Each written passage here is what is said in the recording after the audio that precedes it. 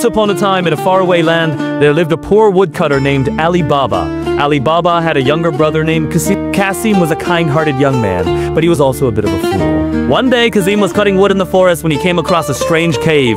The entrance to the cave was concealed by some large rocks, and Kasim's curiosity got the better of him. He pushed aside the rocks and found that the cave was filled with gold and jewels. Kasim was overjoyed and quickly filled his bag with as much treasure as he could carry. Then he ran away as fast as he could, afraid that someone might catch him stealing. When Kasim reached home, he emptied his bag of jewels onto the table, and Alibaba was stunned by what he saw. Kasim told his brother everything about the cave, and together they made a plan to go back and steal more treasure. However, this time, Alibaba decided to take precautions. As they were leaving for the cave, Alibaba told Kasim, "If anyone asks us where we are going, just say we are going to the river to bathe." Kasim agreed, and off they went.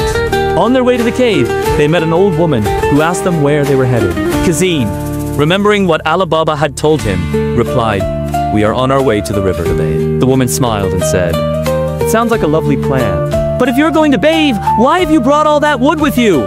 Kasim was taken aback by the question, but before he could think of a reply, Alibaba quickly intervened. He said, "We're going to build a boat to sail down the river." The woman nodded, seemingly satisfied with the answer, and went on her way. Alibaba and Kasim continued on to the cave, and this time they managed to fill not one but 2 bags with treasure. On their way back, they knew that they couldn't possibly carry that much stuff and still maintain their cover story. So they hid the bags in a nearby bush and returned home empty-handed. The next day, Alibaba and Kasim went back to retrieve the treasure. However, they soon realized that someone had stolen one of their bags. Alibaba was furious and vowed to find the thief.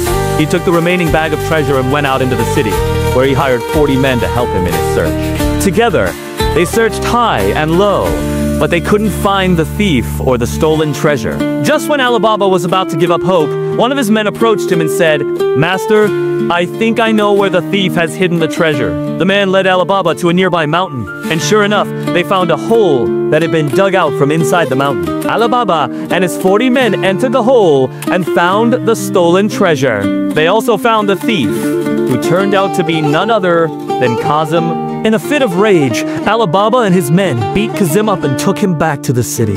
There, Alibaba threw Kasim into prison, intending to have him put to death the next day. That night, while Alibaba was asleep, Kasim's wife came to him in a dream and begged for her husband's life. Kasim's wife explained that Kasim had only stolen the treasure because he wanted to impress Alibaba and show him that he, too, could be of use. Kasim never intended to keep the treasure for himself and was willing to give it all back.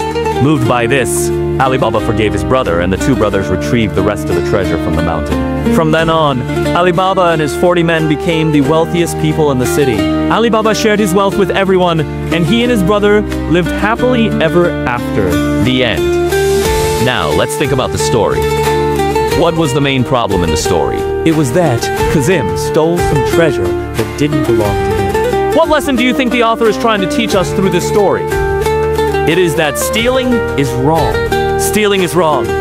No matter how poor you are, you should not steal. If you steal, you will never be happy. Now let's look at some words from the story. Can you use any 3 of these words in a sentence of your own? Build, treasure, forgive. That's all for today. See you tomorrow!